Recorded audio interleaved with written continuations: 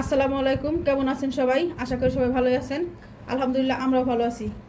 আজকে বানাবো chicken shashlik. এর জন্য এখানে আগে থেকে ধুয়ে মুরগির মাংস পরিষ্কার করে নিয়েছি। এবার এই মাংসের মধ্যে দিয়ে দিব লবণ,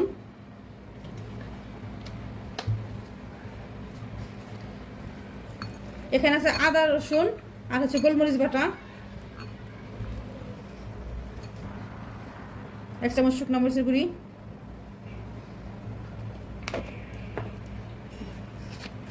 আর দিয়ে দেবো সয়া সস।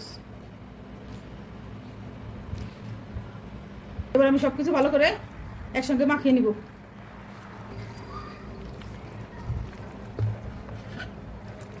মাংসগুলো মাখানো হয়ে গেছে, এবার এগুলোকে আধা ঘন্টার জন্য রেস্টে রেখে দিব।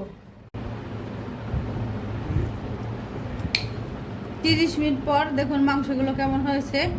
এবার এই মাংসের ভিতরে আমি অন্য অন্য যা দেবো সেগুলো মিশিয়ে নিব।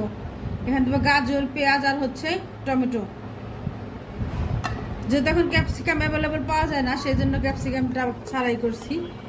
আপনারা যদি ক্যাপসিকাম পান তাহলে ক্যাপসিকাম দিয়ে করবেন। আর এখন আমি এগুলো ভালো করে মিশিয়ে নেব। সবজির সাথে মাংসগুলো ভালো করে মাখানো হয়ে গেছে। এই কাঠিগুলো আমি আধা ঘন্টা পানিতে ভিজিয়ে রেখেছিলাম। এবার আমি এই মাংসগুলো এই কাঠির সাথে গেঁথে নিব। আর এই কাঠিগুলো না ভিজিয়ে রাখলে এগুলো চুলোয় দেওয়ার পরে পুড়ে যাব। প্রথমেই একটা গাজর, টমেটো, পেঁয়াজ,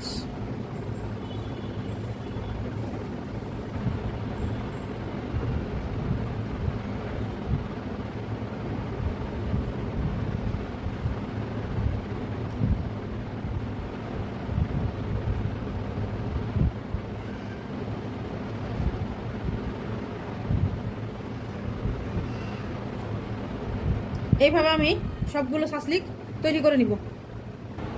দেখেন আমার সবগুলো সাসলিক তৈরি হয়ে গেছে। এবার আমি এগুলো একটি প্যানে দিয়ে ভেজে নিব।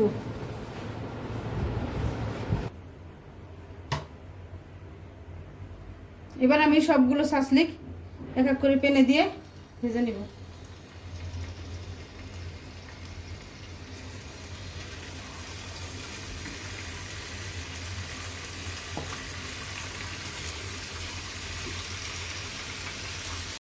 এখানে আমি সাসলিকে দেওয়ার জন্য টমেটো সস, চিনি আর সয়াবিন তেল দিয়ে একটা ব্যাটার তৈরি করে নেব। এইটাই কিন্তু সাসলিকের মেন স্বাদ বাড়াবে এবং সাসলিক বানালে এটা কিন্তু দিতেই হবে।